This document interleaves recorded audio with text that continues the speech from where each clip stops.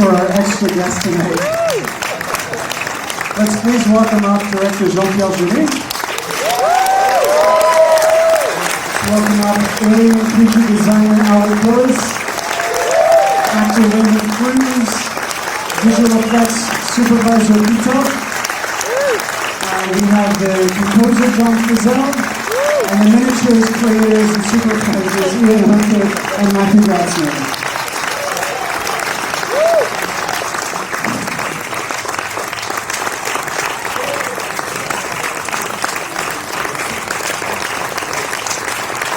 A very good movie from the director of Family.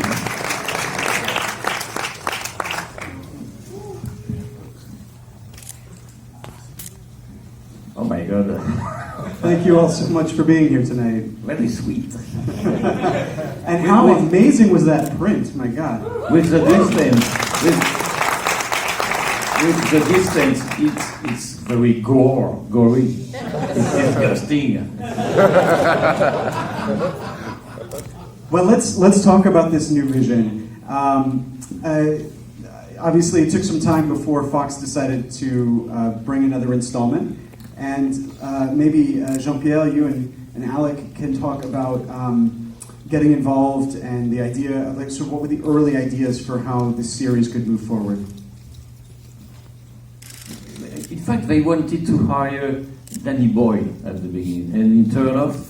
And when they called me, I couldn't imagine. They were very courageous. They hired a French director that didn't speak English at all. I understood the story when I received the DVD with subtitles, much better. And it was very courageous because, I made just The City of Lost Children, Delicatessen, but, it was special. And in fact, I made an arty movie, that I read now, an arty movie. It's not an action movie, it's an arty movie. I replaced a lot of scenes. Action, for example, the nest, when Ripley falls on the nest, it was supposed to be an action scenes, and I changed everything. And they were very open. All my ideas were very open. They were very nice with me. And at this time with Pitof, you remember, we thought, we have a big pressure. They wanted some modification at the editing, but no, we were very free. We had the total freedom, almost like my own film. Yeah, absolutely. It was incredible because we were really scared. Hollywood, big studios, and coming from a French background, and where the director had the final cut. And the only issue was the schedule and money. But the only thing we had to fight for, it was incredibly, we didn't have any producer on stage. Yeah. The boss was Tom Rothman, and I had a producer, Rory Saraleghi. He was from Cuba, Peter Rice from England, and so it was an international producer. And the French director and the French crew, they admit to have my French crew, Pitof, the first AD, my script supervisor, Darius Konji, the DP, my editor, Hervé Schnell, everybody. It was like a short film with a big budget. From my point of view, we came in, I remember meeting with Danny Boyle. I believe we had a meeting with Danny Boyle about it. And I don't know what the circumstances were there, but then we heard that it was you, and we were fans of Delicatessen and City of Lost Children, of course. We were like, this is fantastic. This is really a bold choice, And then we heard he doesn't speak English, and we thought, the studio is going to tear him apart. We just assumed that, to this day, I thought that Fox was very, very mean to you. But they were kind. They were good. Yeah, but, for us at this time, no. We had some pressure at DDT, but for details. And I remember during the first test screening, we had 100 demand for modification, but it was just details. And at some time with my editor, we said, it's stupid, but let's try. It's not so stupid. So I learned. And after that, with my own film in France, I made some test screening to modify, to understand if we have a problem. So we learned a lot. And yet you haven't made another Hollywood movie. No, because I made Amélie.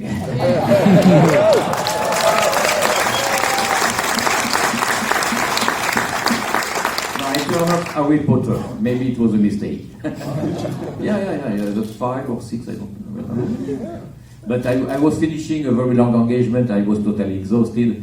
And I was supposed to start the next week, so I said, no, thank you. And everything was ready. On Elliot, I had the freedom, but for Harry Potter, everything was on the table, the costume design, the production design, the casting, everything. So, it was on the same game.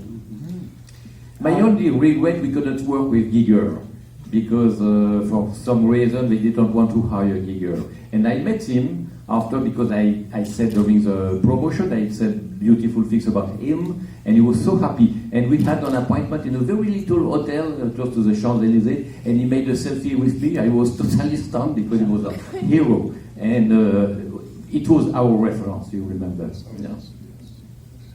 This film has some of my favorite actors in it, and I'm especially thrilled that you cast Brett Dourif, who I just love in everything.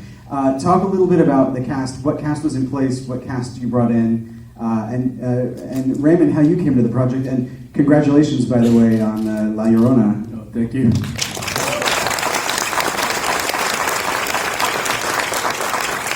This guy was very difficult.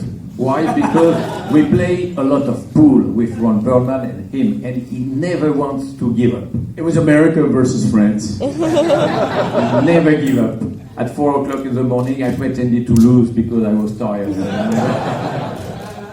No, I had also the same freedom for the casting. We made a lot of tests with the whole Hollywood. It was a dream for me. And sometimes the studio said, this guy, no, I'm not sure, but that's it. And they never insisted. If I didn't like someone, they never insisted. So it was my casting. And Dominique Pinon, it was a request from Sigourney Weaver. I saw her kneel down in front of the phone asking Dominique to come. He thought it was a joke. And no, it wasn't a joke. So I had my favorite actor in the film. And, Santa Claus. But talk a little bit about finding some of these other actors. I love the fact that Dan Hedaya is in this movie, and it's not necessarily the kind of film that Dan Hedaya would have been seen in. Dan Hedaya? Dan Hedaya. I am sorry, I couldn't avoid to put some humor inside. Maybe sometimes it's a little bit too funny, a little bit too Coen Brother, the death of Dan Hedaya. It was supposed to be a big scene, very expensive, and I had to find a solution. And my solution, when he takes the rain, I remember during a test screen, because the Fox wanted to cut that scene. They said it's too much, too funny. And I remember I said to Tom Rothman during the next test screening, let's ask the people about that scene. It was a poker game. And for one time, it was in Las Vegas, everybody laughed, and they said, this is the best scene. And on the airplane coming back to LA, I showed the paper to Tom Rothman, the boss, and the test screening saved my scene. So sometimes it could be nice. It could be helpful for a director sometimes. Well, Raymond, tell us a little bit about your experience getting started on this film. I heard that the underwater sequence was the first major set piece that was shot. That can't have been that an was easy week. really difficult. I think we spent 6 weeks underwater, and it was every day for like 12 hours. And it was a covered set. You would enter at one section, you would have to swim up to a hookah line where you would get air, and they would use light signals. And they would say, okay, now swim to the back of the theater, towards like where the back of the theater, there'll be a light there, and someone will give you air. So they would use light cues, we would swim, and then light cue to cut. And one particular time, we were underwater, and Leland Orser, who is one with the chest burster that comes out, his diver went to the bathroom and didn't tell him. So Leland was going like this, which means I'm out of air, and he was about to drown. And I swam up to him, and he grabbed the air out of my mouth. And he was a little angry, a little upset.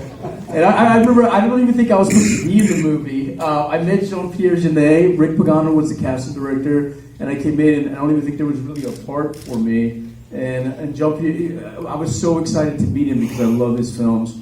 And fortunately, he like created this part of Stefano, the character, to lead everyone through the ship, and that's how I ended up in Aliens. And I mean, how fortunate is that there's very few actors that are actually in an Aliens movie. So I was blessed. I also heard that, first of all, Winona Ryder was terrified of the water. Yeah, because when she was young, she had an accident, she almost died. So it was a real challenge for her to swim underwater. The water scenes were very difficult because they would put milk in the water to make it murky. And you couldn't really, you couldn't, it was like having blurry vision. You couldn't see that well once you lost your mask underwater. And then, you know, we would swim like to lights. So it was frightening. It wasn't, and then the whole set was covered. You could not just swim up and escape. You had to just kind of wait until they brought air to you. So it was dangerous. It was a bit dangerous. Not for me, I was on the other side. And I could speak because they had some underwater speaker, but they couldn't answer. This is perfect. This is perfect. And then we were swimming in uniforms with boots on and carrying a gun. So imagine that. So, when I introduced the film, I called it incredibly ambitious. And I want to just say that the design elements in this film are incredible, but the variety of things that had to be made, you know, obviously there's some CG with the aliens underwater, but so much of this is done with, you know, tangible creatures and miniatures, etc. And I find that design process to be extraordinary. Can you guys talk a little bit about the things that you wanted to achieve, how, you know, what your process was in terms of design to execution? And let's talk first, I guess, about the spaceships and the miniatures, and then the alien creatures and some of the other grotesque things that we see inside the ship. Yes, first of all, we have to say the production designer was Nigel Phelps, an English guy.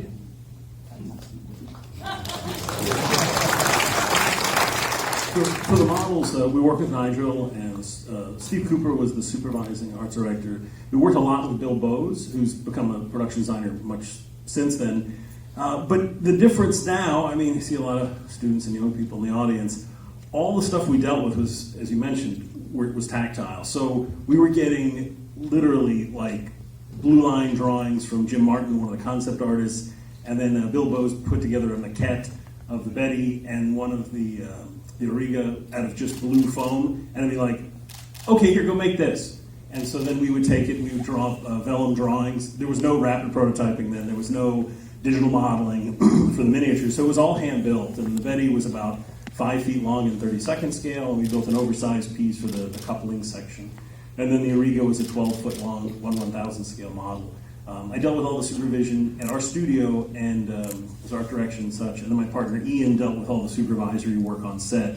We used to pair up work, and we had some projects come in that I ended up taking over, and he took over for me. But the thing that was cool was it literally, everything you see there was like hand-built on the model side. We did some machining, obviously, but it was a lot of hand sculpting and a lot of hand fabrication. It was like very old school. I mean, we started a miniature company when CG was starting. What a genius idea. 90, 95. And by the way, we can buy the Betty. It's in prop store, and I think the cost is $80,000. Even me, I couldn't buy it. Well, and let's talk about some of the designs from a conceptual level, because there was some back and forth over what the actual Auriga was going to look like, right? Right up until production started. It was a vertical design. Originally, it looked sort of like an outboard engine. It was very vertical and had sort of a big sort of top, and then it kind of tapered down. But I guess in 235, it was sort of just cut the. Yeah, but it was weird. I refused this design. Then it was changed to a horizontal design, and then that's how it ended up becoming that we saw on the screen. And but all this stuff was motion control, like the Betty's arms moving up and everything. One really quick detail that a lot of people don't know is when the maquette was built for the Betty, the arms, the engines, they used, if you're familiar with Japanese anime model kits, the forearms of like Gundam or any of the big robots have these sort of big swept back pieces. And so the maquette that was built, those two engines were literally like model parts that were used for the two ends. And then we said, oh, it's pretty cool. And that's what it became. So if you look at it, it actually looks like sort of an anime kind of design. And how complicated is it to actually work with that on set? I mean, what's the manpower that it takes to make shots like that happen? We had two stages going in Playa del Rey, one for shooting the Auriga and one for shooting the Betty. And as Matthew mentioned, there's motion control systems which use computers to drive the cameras and to drive the motion on the models. so we could get very slow exposures, because in order to hold depth of field on something that size to make it look like it's huge, to make the Ariga look as large as it was, we had to shoot at very slow frame rates, almost like shooting still photographs, and then those are all come together. One funny thing, though, is that by the time we got to stage with the Betty to shoot it, they had not yet finished building the interior of the Betty. So we just had blank windows, and Bill Bowes and I, one weekend, went down and started sketching what the inside of the Betty was going to look like, because the schedule was such that we had to shoot the model before they were shooting the interior.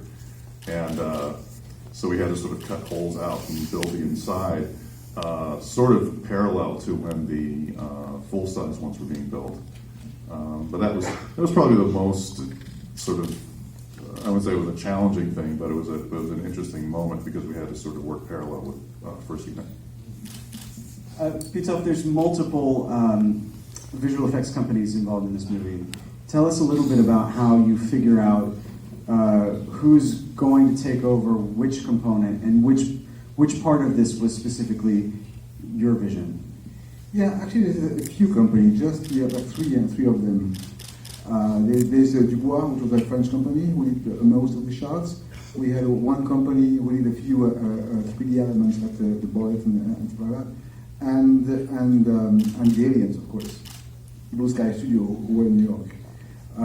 So I mean, the whole thing was to work with and for Jean-Pierre. So I knew Jean-Pierre for many years, and I used to do commercials, and I worked on Delicatessen and the City of Us Children. So my main concern and my proud was to do exactly what Jean-Pierre had in mind, and it was not very difficult because everything was storyboarded, everything was very in place. So I just really I had to apply, whatever was to bring Jean-Pierre's vision, and there's just a few CG things. Just it's very the point was to be very organic.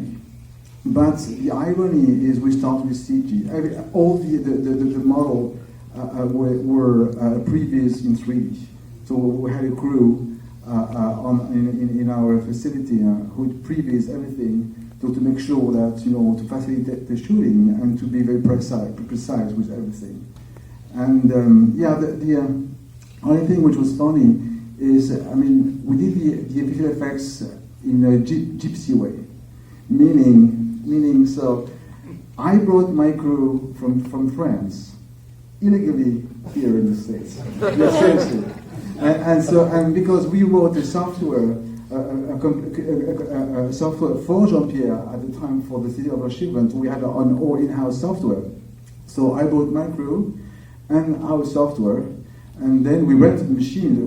We rented the computer. Because at that time we couldn't make use PC. It was a Sigourney graphics computer, so very expensive computer. We couldn't bring that from France. It had the suitcase big enough.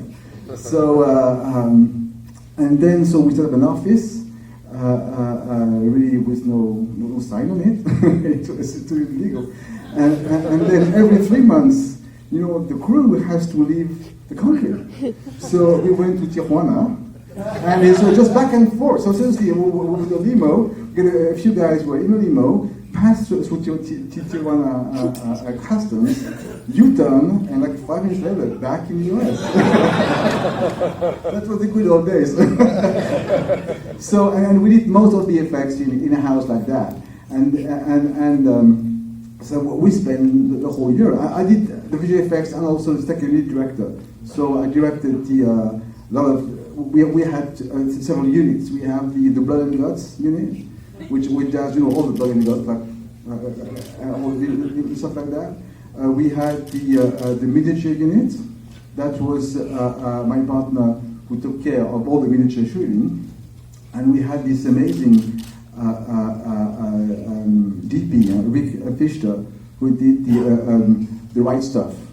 And so he did all the light and everything, and so he had to connect with Darius because Darius was particular on the lighting, so he had to understand how Darius would light the miniature. And then he turned to be totally crazy to get the light without shadow, but with shadow. So the whole thing was he bought like black curtain and he lit with black curtain. So he was like aiming projectors, like thousands of watts of projector against black curtain in order to have this like a light coming from space. So it's a very specific way and crazy way of doing things. Because it was frame by frame, so it was like you could have melted the miniature, right? He did melt the miniatures. Yeah, so imagine you've got black wrap, which is heavy gauge aluminum foil that's covered in black that absorbs light, and then in order to get enough exposure, you need to point lots of light. So 420K, so you have thousands of watts of light pointing at these black wraps, and then you surround the model with that. So you've basically made an oven around the miniature. And then the miniature would get so hot, we actually had to put tubes and air conditioning in the model itself to keep it cool enough when we were shooting it, because it would take hours to shoot a pass on a model. So yeah, that was I forgot about that part. Yeah. And also one thing, if I remember well, I mean the studio was the Howard Hughes hangar. Yeah. And it was built on the marshland, so the ground was not stable, and the motion control was not lined up, and it was like dancing or something. So sometimes we had the mats where in post production the mat will not line up exactly with the model, so we had to. Yeah, we were having like literally seismic disturbances from one day to the next, where the motion control system, which has to be very precise, would be out of alignment the next day, and so the pieces of film would not fit together, which would require us to do more passes. Yeah, and our mission was coming like 18, 20 passes. Yeah. Yeah, something like that. So the whole look of the miniature was done in post production to combine all the different passes. So imagine if you're shooting the beauty light, the fill light, a matte pass, each individual light on the model itself. All of these needed to be shot separately and then combined together in post and composite. It was fun. And let's talk about the alien design, because it's really extraordinary what you guys came up with in this film. Let's talk a little bit about the fact that you bring back the alien queen from Aliens, what that process was like, and then how you guys worked together to design what was going to be this final, hybrid alien human being.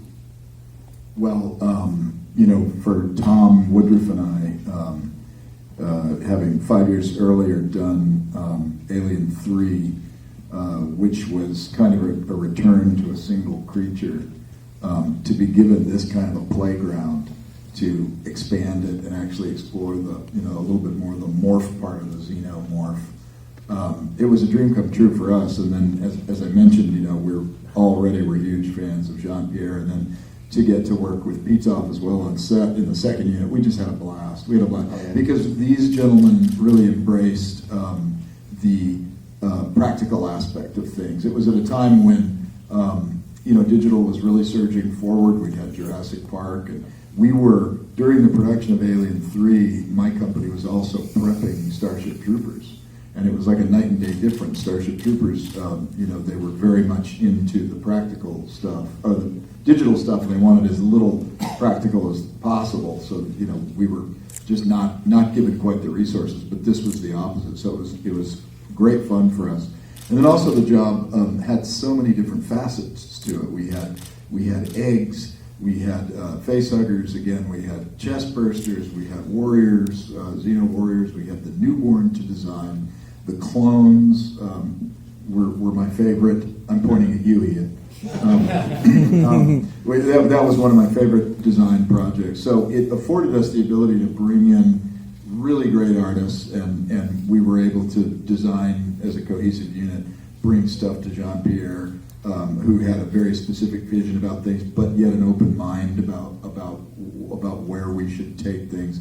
And I think for us, like one of the more interesting aspects of it was that because these aliens were tainted with human, the whole thing was she's a human with alien DNA and they are aliens with human DNA, and then the newborn has, a weirder, more decrepit and freakish mix of it all. But the alien warriors themselves, we softened the look of them. We softened the biomechanical look. And then Darius Kanji came in and really said, I have an approach for this that I want to take to make them really look spectacular, but I need you to put much more slime on them. I need slime. So we'd go like, okay, we'd apply our normal slime. It's like, no, it's all coming off. We need it, you need it like peanut butter. So we mixed clear slime that was like as thick as peanut butter, and we'd smear it on so it would hang there.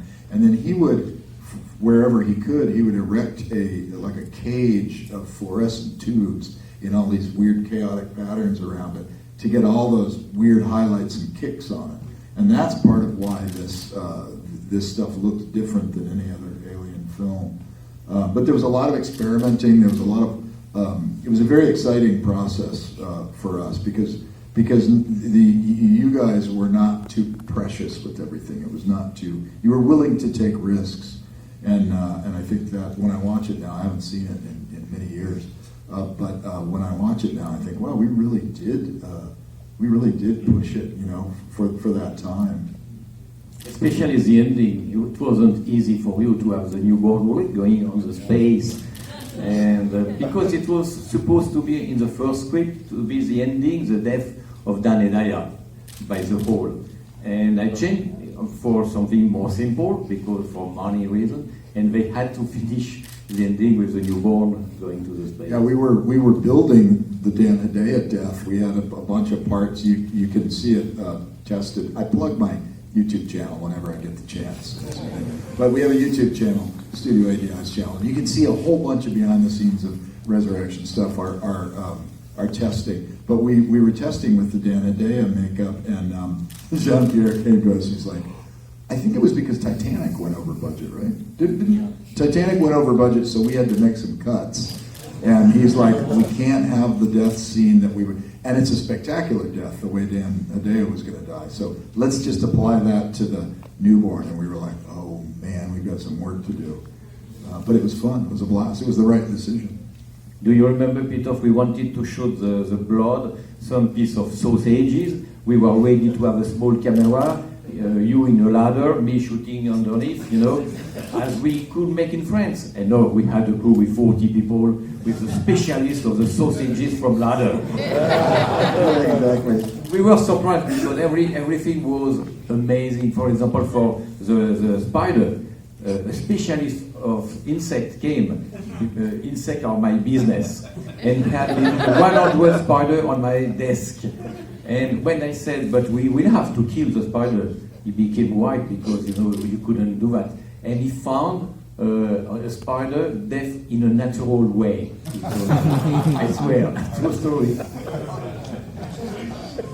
Well, I have to say, as each one of these films has amazing visual design and direction, and they each have such beautiful scores.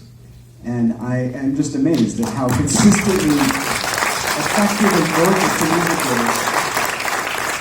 So, John, let's talk about how you got the gig, and then tell us a little bit about your process, because I've seen some things where you're doing very unusual work with relatively standard musical instruments, but used in a very unique way.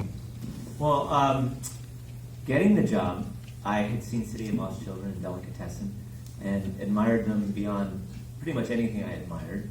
And I had a friend who just said, keep sending my music in, and somehow it came across your desk, I think, right? And we had a meeting, and we spoke, and that was it. We just got going. It was an incredibly exciting experience for me. And I love hearing all these other aspects of the film, because, it felt like that. It was such a big scope and such a big range and such amazing scores. The scores of Goldsmith and Horner and Goldenclaw before. And it was such an honor to have that go on from there.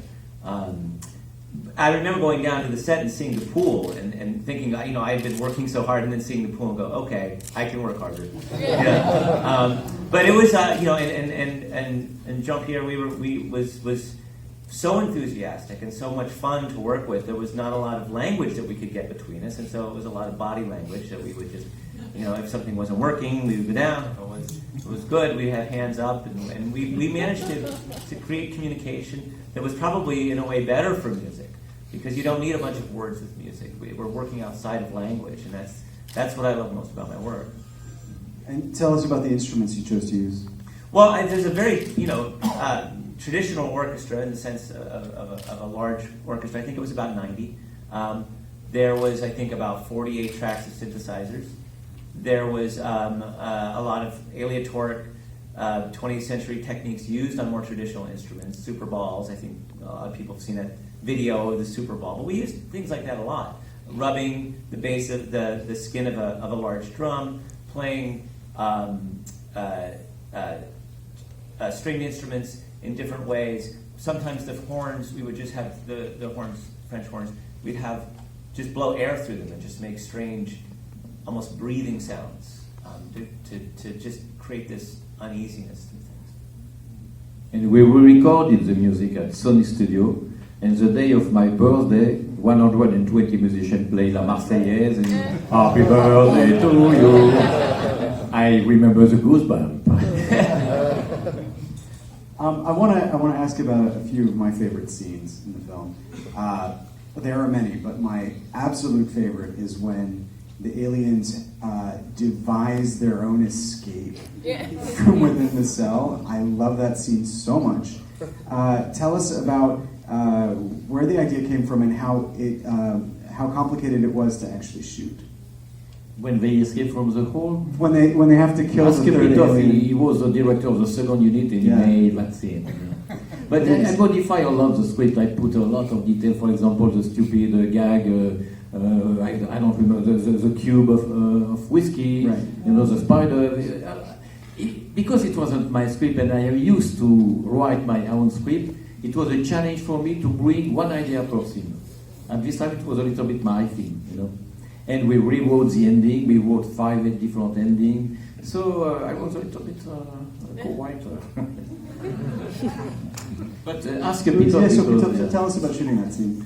Yeah, so I mean, the scene, I wanted to make something very organic and very shaky, because one of the main problem was the alien was not able to move very fast, and of course, we had just the space was very, very tiny, so to make I wanted to make something very, very speed, fast, and almost like a blur. So everything was shaking. The alien was shaking. The camera was shaking, and to get just the expression. So my thing was to get the expression of the alien and the action, and the rest was blurs. Well, it's a wonderful scene because later we see the aliens that are the newborn that has a lot of expressive elements, but I'm guessing working with just the main alien creature design, you get a lot of understanding of sort of how their brain works just from the way it's shot. Yeah, of course. But before that, before shooting the alien, I made a lot of research of animals, because my thing was to apply as much as animalistic behavior to the aliens, to bring some life, and not just try to do animation like move right or left, but try to bring a substance and different layers for the aliens. And so that was my guide for every scene I did, and every shot was trying to feel what animal was inside at this moment inside the alien. And I really went through when we were in pre-production through footage, and I had hours and hours of footage of any kind of animals where they were. My mix was between insects and feline. So I made a bunch of footage of feline and movement of felines, like big cats, lions, tigers, and all that, and cockroaches, and because to me the aliens were a mix of the two. They had some very feline type of movements, but they were like insects. So I tried to bring the two together. And from my point of view, when we were discussing looking at storyboards, I was very worried because this was the first time in my experience that we were like having to, like that scene with Brad Dourif looking at the alien, he's looking back at him, they're mimicking each other, all that. The camera is just laying on that alien. He's just sitting there on the alien, and in the past you're into quicker cuts on on these creatures. So we were very concerned about like, because they're guys in a suit. Tom Woodruff Jr. wearing a suit, right? And he's great, but there are times when you have to like give him as much help as possible. So shaking that camera around, but Darius's lighting was beautiful too. But that is where, with this one, when I like listen to fan chat groups and stuff, they do refer to this as the beast style of that's what the alien is. They call it a beast. So it's interesting when you say that about going for that animalistic kind of quality. That's and it's a little controversial too, because you have those fans from the '79 Alien who want nothing to do with the beast mode, and then you have others going, "Well, they were cool, they were awesome," So The newborn was very difficult to shoot because the image, it was a torso, the head, the heart, and a big pole in his ass, and a jeep with 4 wheels and 18 puppeteers behind. So it was a big manufacturing. It wasn't easy to shoot. Imagine now, it's so easy with the digital. You ask the people behind the computer, they do everything you want. But at this time, it was very difficult, and it was a big collaboration between us. And that newborn had, it was heavy. It was a big, heavy, because he's 8 feet tall, so his torso is larger than a human torso, and that's where all the hydraulic mechanisms were. Just to get him into places, get him inside that sack, that birth sack, when he comes up out of that, was all a challenge. I think that day when we had the queen and the newborn going, we had at least 20, 25 puppeteers. Yeah, it was amazing. Yeah, it was incredible. It was 25. Yeah, 30 or something. Yeah, I've never been involved in a bigger puppeteering shot than that, or sequence. And he was the conductor. So it was incredible because it was real time. I mean, there's no compositing or whatever. Everything was in camera. So the birth of the newborn was everything. He did. I mean, he was like a conductor and directing the I think it was 30 puppeteers for every. Let's call it 40. Yeah, 40. Yeah, almost 100. It's a round number. I remember a detail. There is one shot, and the newborn bites, and Sigourney has a reaction. But in fact, it was an accident, something wrong. And Sigourney made a film with gorilla in the fog or something. So she remembered that shooting, and she knew exactly the reaction when the animal could be brutal. Yeah, and that's another great thing. It's like, when something goes wrong, that's one of the strengths of practical effects as opposed to digital, that there are unplanned happy accidents that happen. And and for the director to recognize that and go, that's cool. That's a big thing for us. That makes you feel encouraged that you're getting something organic and that you're not pre-planning it to death so that it looks like it doesn't look alive anymore. Yeah, and I just remember when I died in the movie, it was 2 puppeteers, each one had an arm, and the hands were covered in KY jelly. And they just slapped me in the face. I was off screen going, you really got to smack them hard. Otherwise, there were multiple takes. I remember that. And the newborn was very interesting because they designed the guy with a lot of animation, facial animation, in order to be able to give an expression, a physical expression, almost a human expression to the newborn. And it was what we were going for there was a wide range of expressions so that you could see the change of expression, because our thinking in talking with Jean-Pierre was that he was like a toddler. He was like a child, and one moment he'd be happy or sad, and then the next minute he'd be enraged. But he was deadly and very dangerous. So some of the most interesting shots to me are like when he's looking at Winona and he's trying to get at her, and then he kind of goes, like, yeah, I'm bummed I can't, and then he's pissed again. Those are the fun moments. We had some reproaches from critics about the eyes because it was new on the alien. But without eyes, it could be boring after a while because you need to go further and further. I think that the design of the newborn is amazing. And I particularly love the fact that we actually feel some emotion when the alien dies. I mean, that's the first time in these films that you care, you know, almost as much for the alien in that moment as you do for the people surviving. In fact, I think this is maybe the most emotional alien film because that kind of sort of pathos goes throughout the movie in various scenes. Also, when the newborn kills the queen, it's a wonderful thing that is new, I think, to this universe.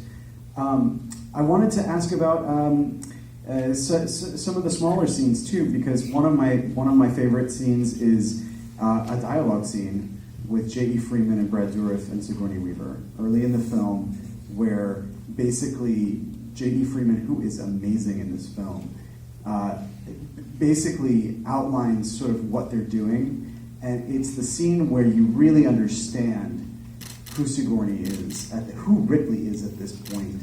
Tell us a little bit about, in the midst of such a huge production, directing a much smaller scene. Well, you know, I love actors, and Sigourney Weaver was a theater actress. So we were sit down, and she loved to replay the action scene by, you know, comedy scene. And it was a real pleasure to work with her. With a narrator, it was something different.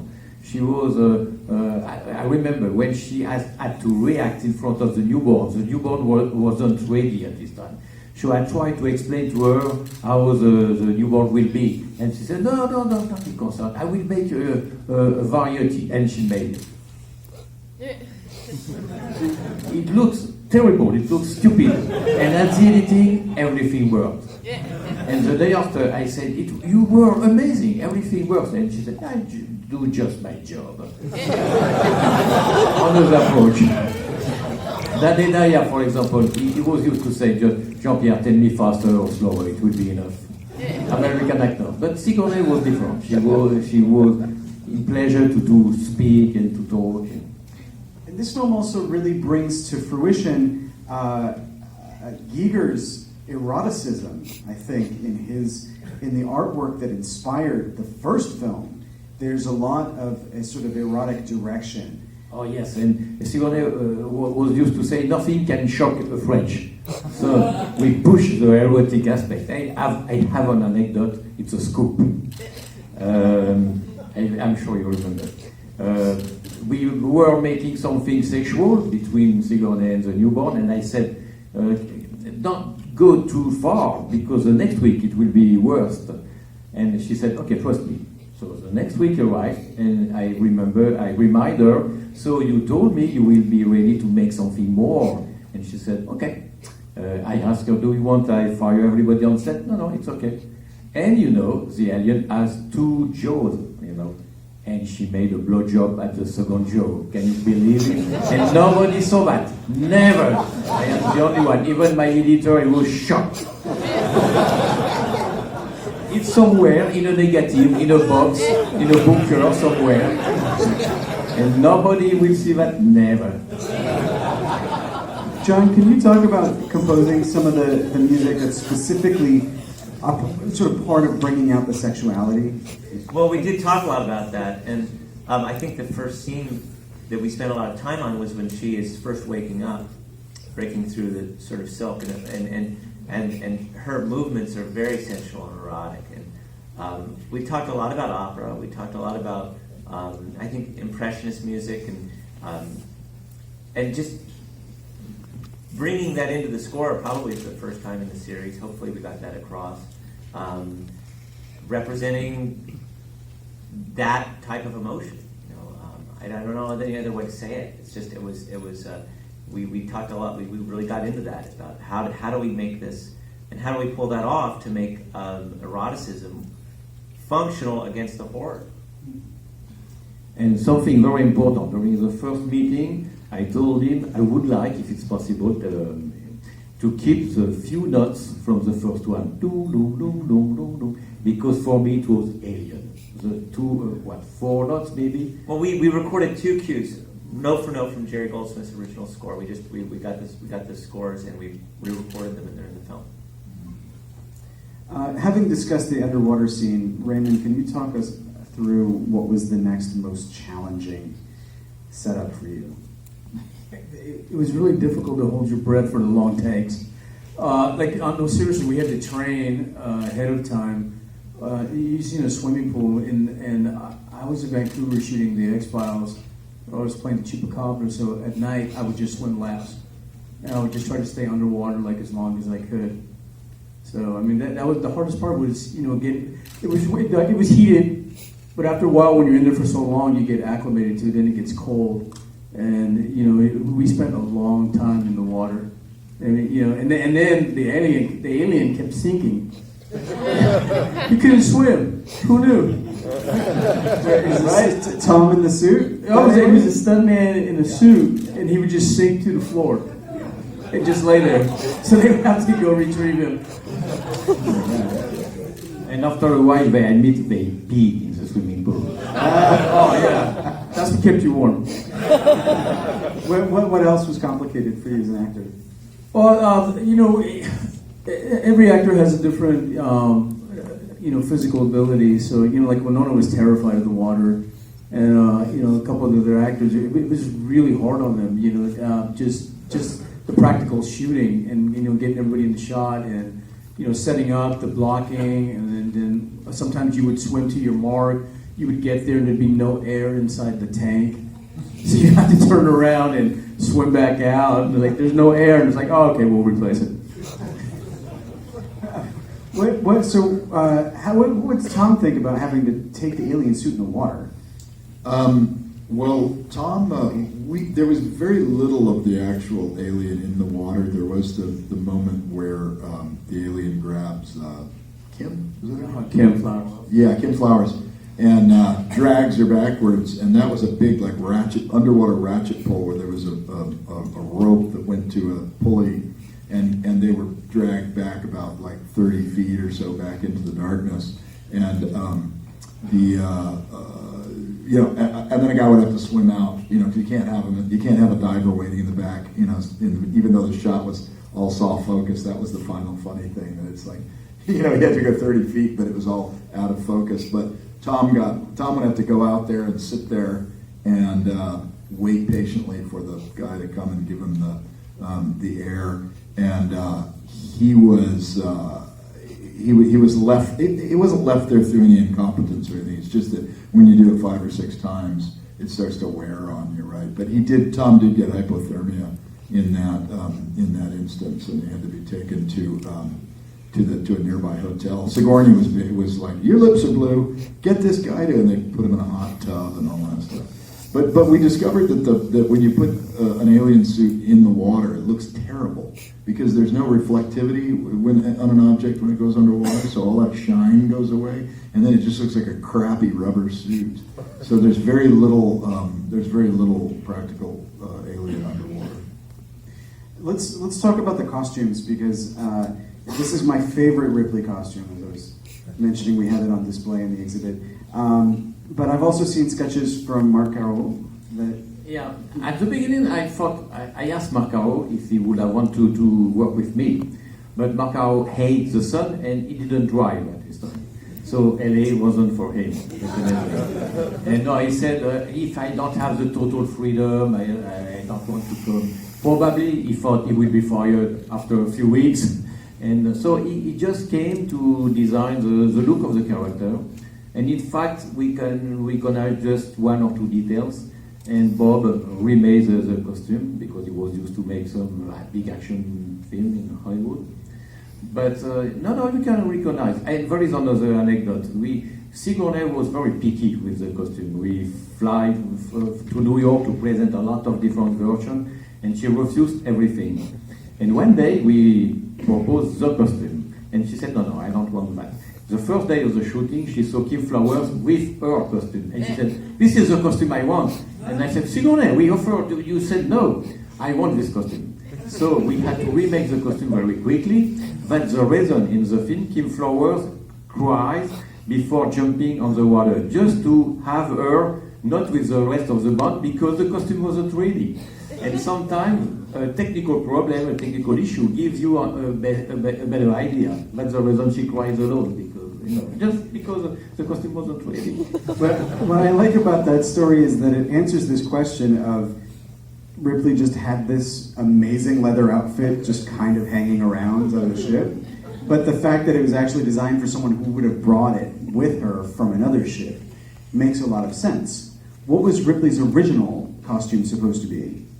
I don't remember, but it was nothing. Yeah. This one is very nice. And by the way, it's on the small exhibition, I suppose, the exhibition. One other thing I want to talk about is the great the chest burster death.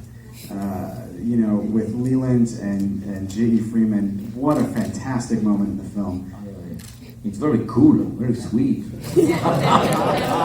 It's violent, I'm ashamed. But it's amazing for two reasons. It's amazing when the alien bursts through both of them, but it's that shot down the throat is also quite amazing. So talk a little bit about that from a design and execution standpoint.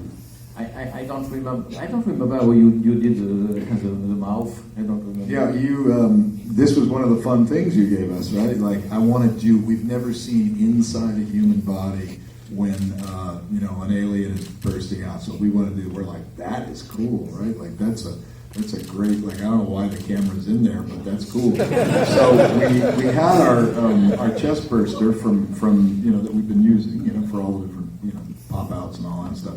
And then we had to build an oversized kind of esophagus, leading down into wherever it's going. And it was just a big, like about a 8 or 10 foot long silicone tube that we had suspended by, I think we had clear acrylic rings that held it up because you don't want shadows, you want to backlight it, don't want shadows. And we just had the creature on a long pole. And as I recall, there was it a snorkel lens, or was it, maybe we had to make a slot in the top of it so that you could run a snorkel lens through it. That's probably what it was. Yeah. And then we had to get in there and grease it all up and all that stuff. And so you just have to shoot that 20 times to get the right little part of it. But it was a blast. We also had I don't know if it's in the film. I don't think it's in the film. We had a chest cavity. It must have been when. What's his name, Michael? But it didn't work. It didn't work. It was you fucked up. You fucked up. We fucked it up. We did. That's the reason in Big Mac I shot a bullet in the brain because we missed this shot. Oh, did you do that? Okay, yeah. Well, I'm glad. Who did the bullet in the brain? Was that a practical? Some French guy. All right, let's start opening this up. Who wants to jump in? Yes, over here. First of all, thank you all for coming. It's an amazing film. I have a question for Jean-Pierre. What do you think it takes for a director to have prepared so that when he gets on set, he's ready to tackle a scene? What does a director have to do to prepare so that he's ready to tackle a scene when he gets to the set?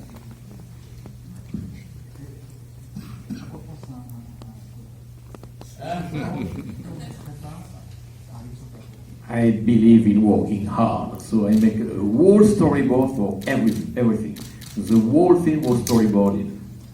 The whole film, every scene, even when they speak. So it's reassuring. It doesn't mean you respect the storyboard. If you find something better at the last moment, you change. But the storyboard's like a freeway. If you want to take a small road in the middle of the country, you can. But if you are lost, you can take back the freeway. It's reassuring. And it's very good for everybody to have a guide because, it's very precise. Yeah, the whole script was storyboarded. I have a copy of it. It's really cool. This is for John. Do you have a specific composer that inspired you for this, or is there a piece or a movement that might have led you to the exact? If there's a specific composer or piece of music that... Well, I think Jerry Goldsmith set the tone for the series more than anybody. I think that there's a lot of very abrasive and confusing tension in Elliot Goldenthal's score, which is amazing, and obviously the propulsion of Horner's. So I think you have to go forward, having known those scores so well. I think that there has to be an homage to that you have to come back to it, and I hope I got that across. But I think you keep that somewhere tucked in your brain, and you go forward as yourself. That's what creating is. Does that make sense? Yeah. Was there somebody, Ravel or Mahler or anybody? I mean, I think at the time, maybe, I probably Bartok, probably Concerto for Orchestra sort of sits in my head, just ruminates, maybe a little bit with Call's theme, maybe thinking of it, and Music for Strange Percussion and Celeste as well are two pieces that I just hear constantly in my head because I've heard them, but I just adore them so much. So maybe Bartok if I had to go one place. Yeah. Yep. Oh yeah. Does anyone want to talk about working with Ron Perlman? Ron Perlman, he had to make a lot of tests because the studio wasn't sure, and he came with the scar, with the costume, and I think he came 3 times to convince the studio. And we shot, the first day we shot when he threw the knife on the leg of Dominique Pinon. And they were very nice because they saw the dailies before me and they came to say, he's great. So it was reassuring for everybody. Ron Perlman is the nicest man and really funny. Really funny guy, but the nicest man. And he plays pool as well. American team, Ron and I against Jean-Pierre and whatever French guy he had with him, and we would beat their ass. We did it for America. And Dominique and I used to play soccer on the basketball court on the set when they weren't shooting, and it was just me and him, and he hated America. He was like, "This is not football." And you know the famous anecdote when Sigourney threw the ball from the height, she made it with no visual effects.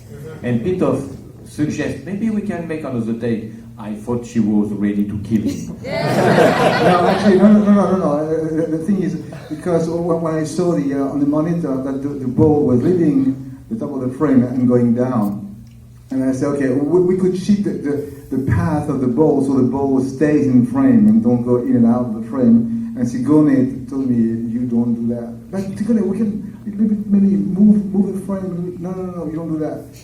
If you do this, I will kill you. I didn't do it. Yes.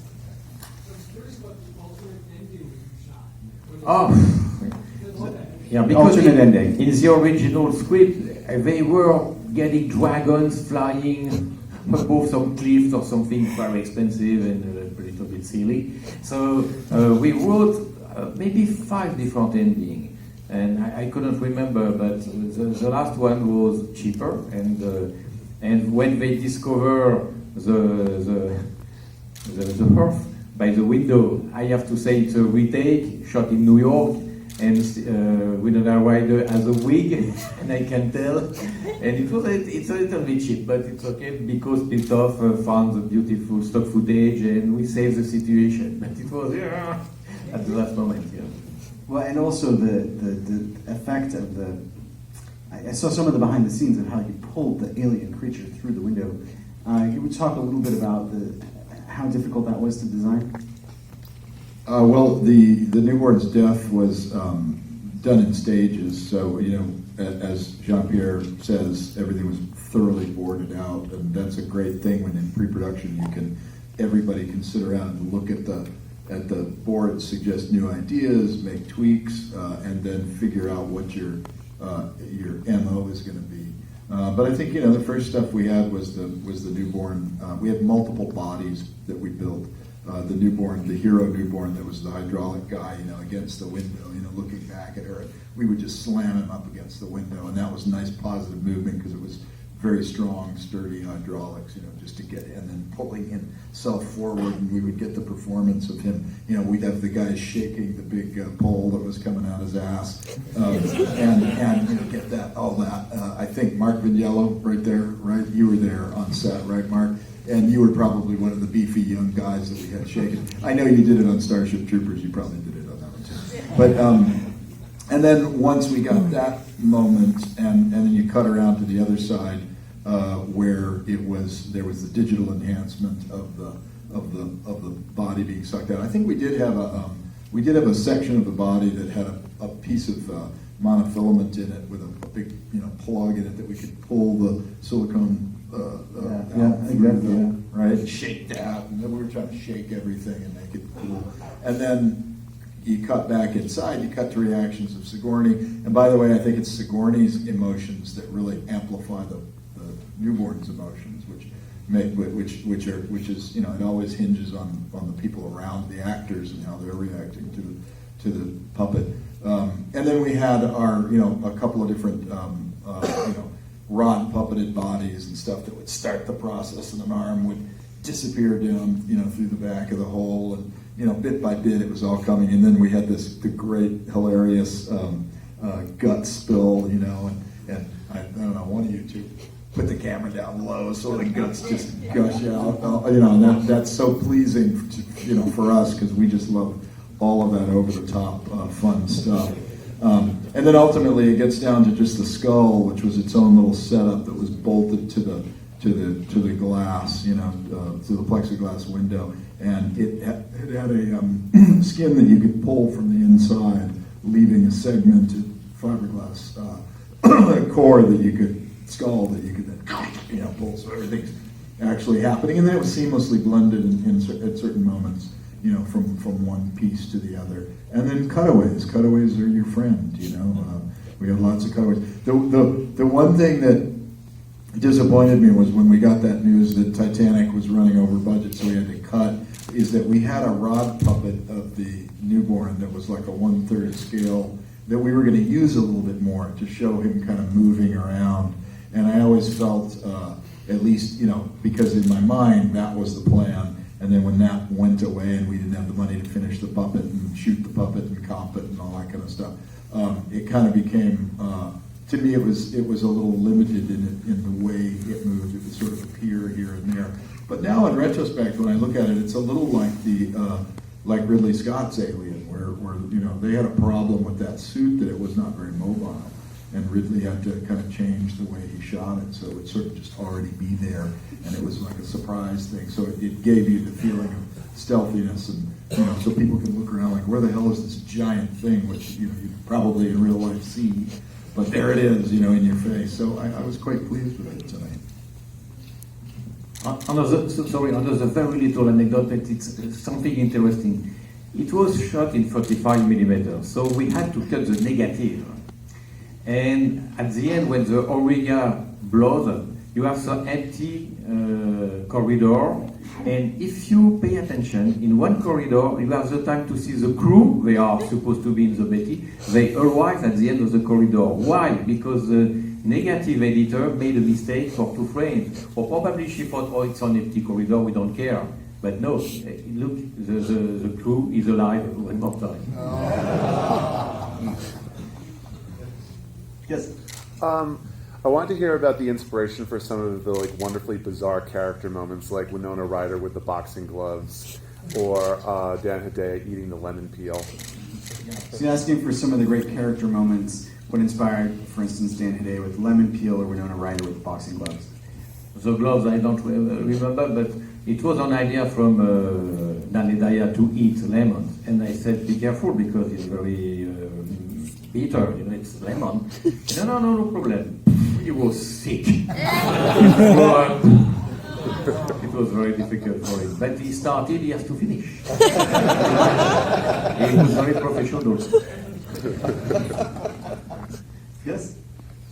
You mentioned the controversy regarding the newborn's eyes, but I remember reading in a Making of Alien book that there was another aspect of the newborn design that actually got digitally censored from the movie. Can you talk about that? We talk about the other component of the newborn design that had to be censored. Oh yeah. And I have a model in my office, and everybody sees that every day. Yeah. It's a weird thing. Well, let's discuss what that is. It had a penis. It had a penis, and the penis was kind of nestled inside the vagina. And we actually did articulate the penis. Remember, we But in fact, it's like him.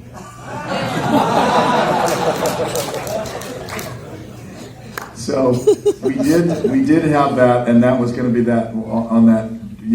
We're like, we don't know where this scene is going between the newborn and the alien. This is crazy, right? But the sexuality is built into it through the script and through Giger. But we have a French director, so we don't know where this thing is going. And eventually, I believe what you said to me at one point, Jean-Pierre, you said it was just too much, and I am French.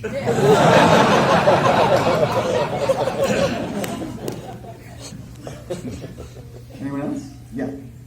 What was the rehearsal period like?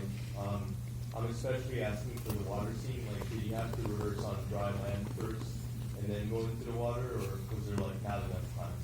How did you do rehearsals, particularly for the underwater sequence? In fact, with the stunt coordinator, we made some kind of rehearsal on the floor, and it was really stupid to see the people pretending to swim. No, my worst nightmare was the set was big, but not big enough to have the line, because when everybody was swimming, it was packed from the beginning to the ending of the set. And I thought, oh my God, it won't be possible to stay 1 minute and a half or 2 minutes in the same two small sets, and we did. But I couldn't sleep during the 5 weeks because it was very scary. And at the end, it works. But sometimes you have a pole on the corner to figure out it was a corner of the room. No, it was just a pole. I cheat a lot for this thing. And the milk and the dust helps because it's more confusing, but you don't see it. They always take the same path, the same way. Yeah, we block it out off just above the ground. We'd block it out, and we'd go in the water, and they would use light cues. And again, like underwater, there was furniture, there was sets, so it was kind of tight trying to swim around everything. It looks roomier than it actually was, but it was like 12 feet deep. But Raymond was very good underwater because you can see, he opens the hatch, the door. And I sit there, I wait, I'm holding my gun. I think it was 3 minutes. Yeah, he was one of probably the best to do that. Yep. How long did it take for Sigourney to get into the clone body that she was on tape? Clone 7. Sorry, repeat. Yeah, so he's asking about how complicated it was for Sigourney to get into the body and makeup of the clone that's on the slab. I think it was about a 2.5 hour process. We had the body, minus the head. The arms were part of the body, and it was on a slant board. It was on a flat board, and she was on the slant board underneath it. So she would start go to get her makeup, and her makeup artist did her look, with the teeth and all that stuff.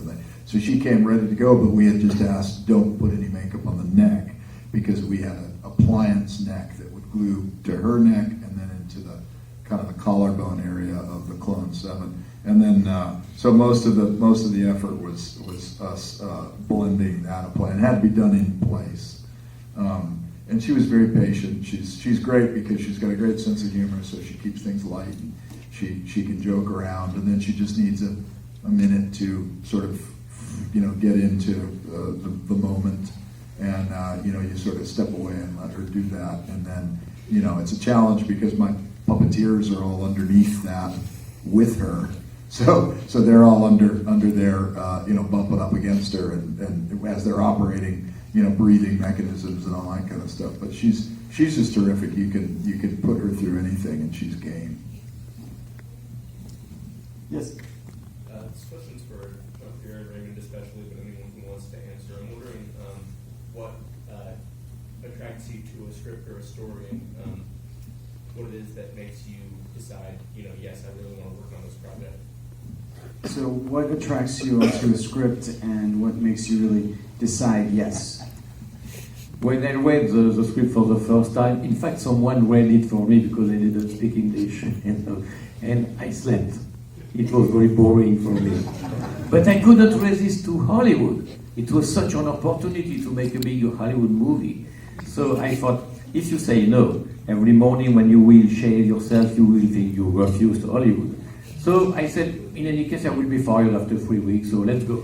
And they kept me, and little by little, to work with amazing people, it was like my own film. And I modified, as I said, some details. It became my story, and it was a big adventure. And I met my wife, she was at the editing. So it was a big, big adventure. For the whole crew, it was an amazing, maybe the stronger year of my life. Yeah, for me, it was a chance to work with Jean-Pierre Jeunet because I was a huge fan. And also to be in an Aliens movie, the big studio film, alien film, sci-fi horror. So it was exciting to do it. But again, like Jean-Pierre Jeunet, he's directing it. It's like, are you kidding? I'll do anything in the movie. And for me, the nightmare was before me, Ridley Scott, David Fincher, James Cameron.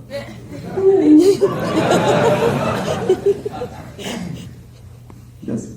Jean-Pierre, you are among one of the last generations to have to make film with practical effects, and today we have CG that can make an entire film. If you were to do it over again, would you stick with practical effects or would you use CG? Yeah. Practical effects if you were making the film now, or would you do it with CG?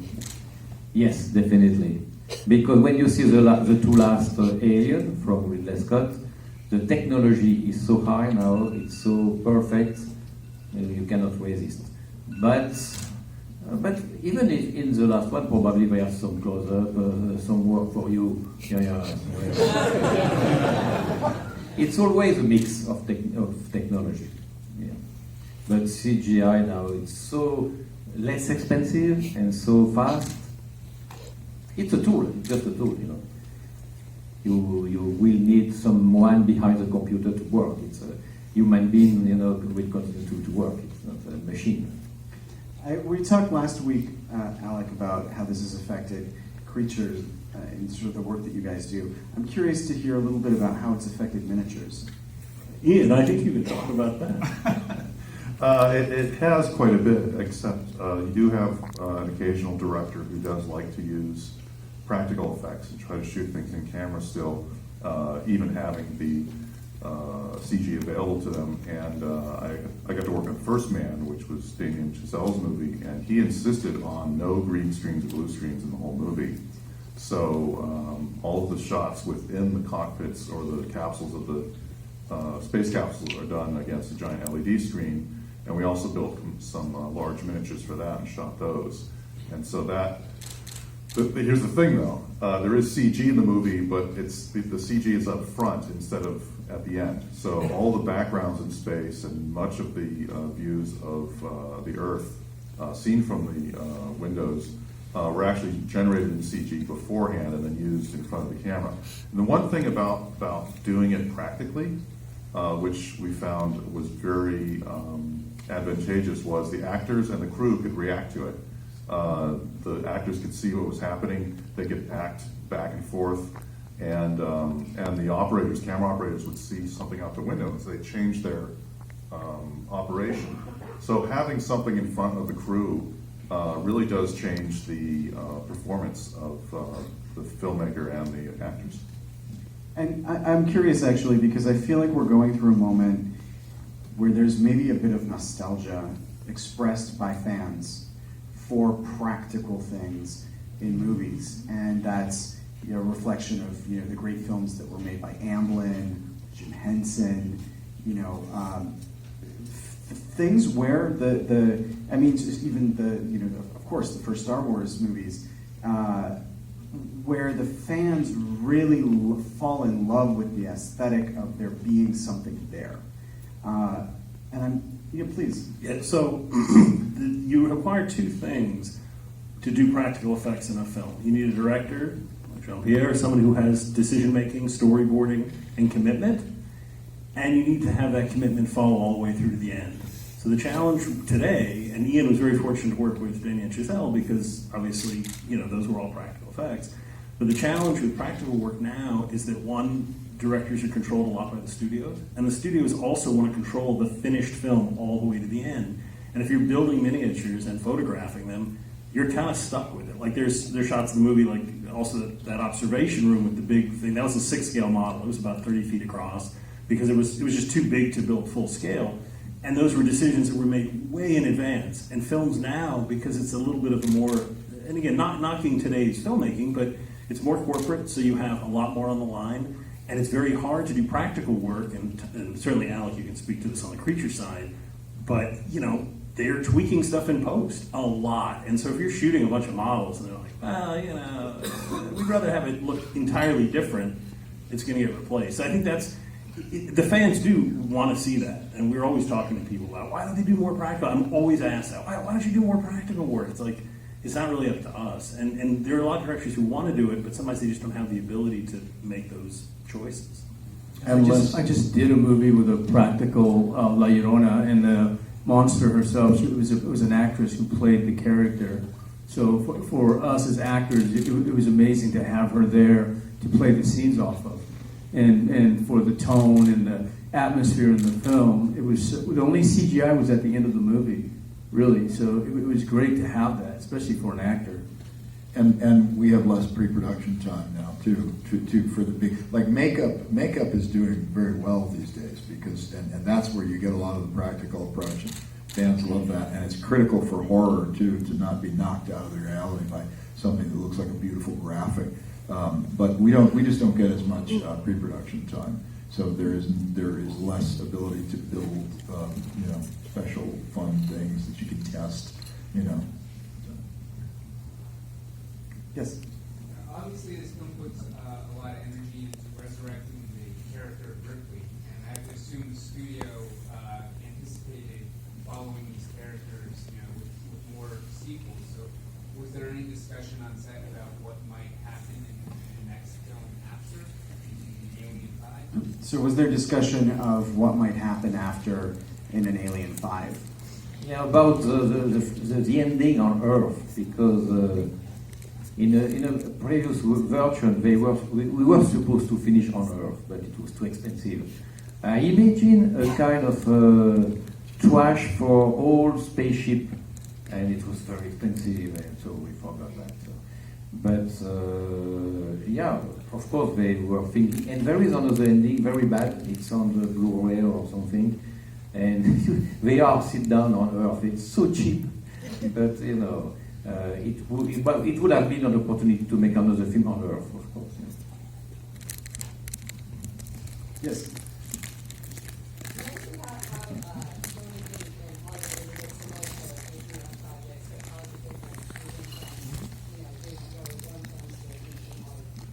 Making a what? Sorry. How is it different working in Hollywood after making films? Working in Hollywood after we making were films. 904 people on Alien. In France, we are maybe 40. But on 904 people, I knew probably 15 people.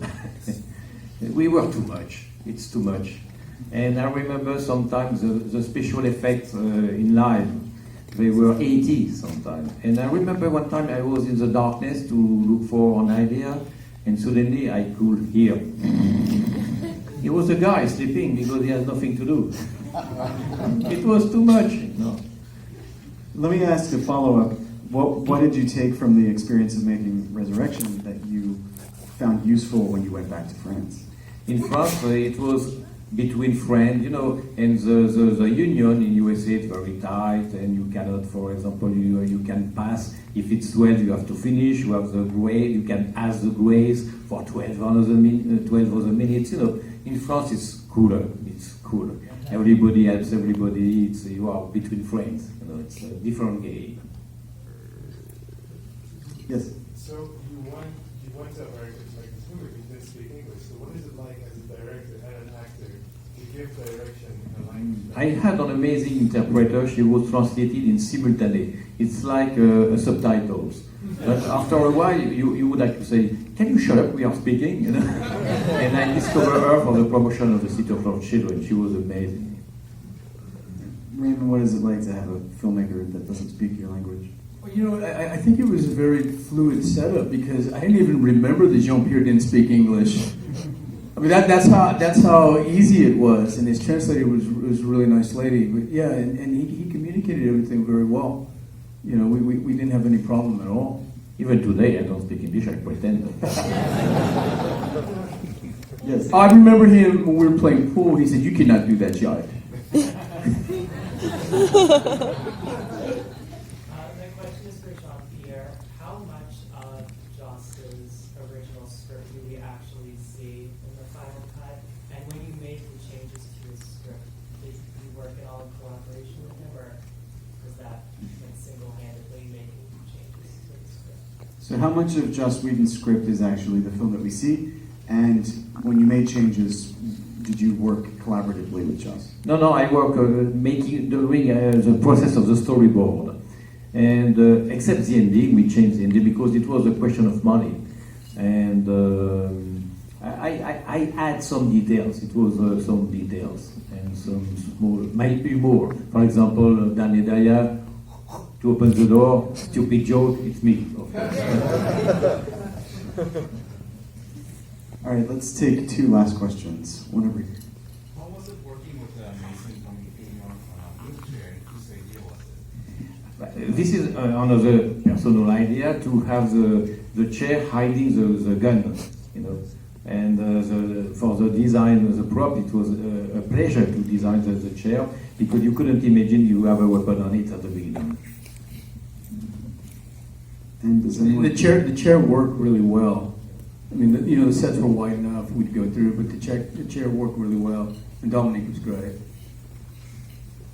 Is there a final thought out here? Okay, so I'm sorry. Wait. Okay, now we've got to. Yeah. Yeah. My question is that for each one is what's your personal favorite death from the movie?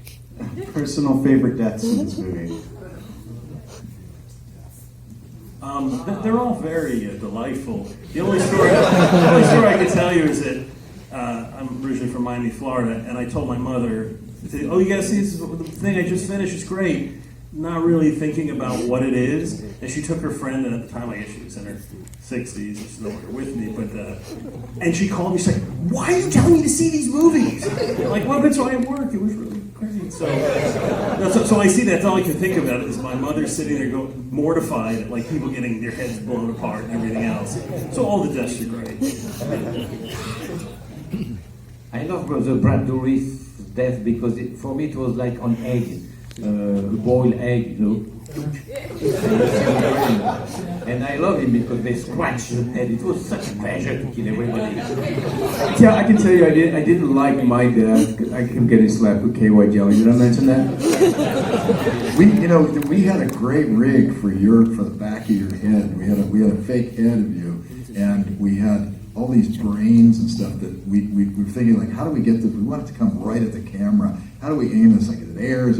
We just put like monofilament fishing line on all the brains and just yanked it right towards the camera. But it's cut so quick. It's like a 6-frame moment. But that was a fun one. Anyone else want to add to that? It's not a death, but one thing you guys don't know is when Dan Hedaya is giving all that money to Michael Wincott, he says, "These are really hard to get a hold of." The guy on the dollar bill or the money is Bill Bottolato, the producer, so that's why it was so hard to get that money.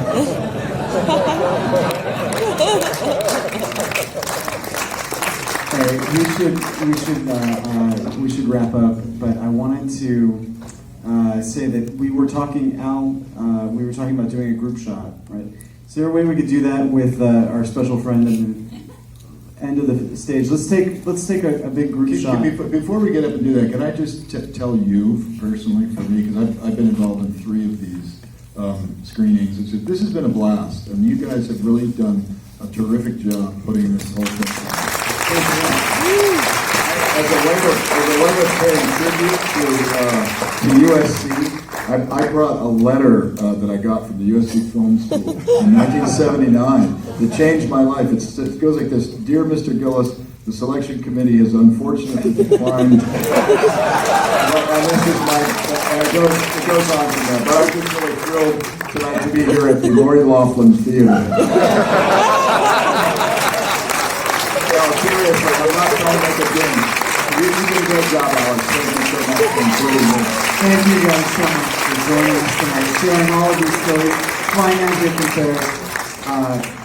This film is amazing, and I'm really glad that we got to share it with so many students here tonight. Thank you. Thank you.